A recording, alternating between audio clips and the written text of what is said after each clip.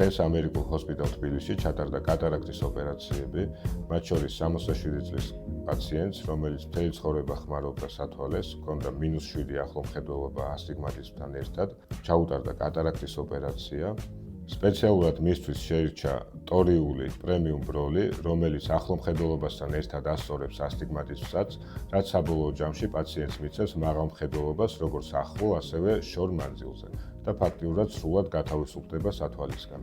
კატარაქტა ეს არის თვალში არსებული ბროლის შემღვრევა, რომელიც მხედველობის დაქვეითების ყველაზე ხშირი მიზეზია, განსაკუთრებით 60 წელს გადასცილებულ მოსახლეობაში. თანამედროვე მიკროქირურგიის წყალობით ვიღებთ თვალიდან შემღვრეულ ბროლს და ვცვლით ახალი ხელოვნური ბროლით. ოპერაცია არის უმტკივნეულო, გრძელდება 10-15 წუთის განმავლობაში და რეაბილიტაციის პერიოდი ძალიან ხანმოკლეა. უმეტეს შემთხვევაში პაციენტი იღებს მაღალ, ხშირად 100%-იან მხედველობას.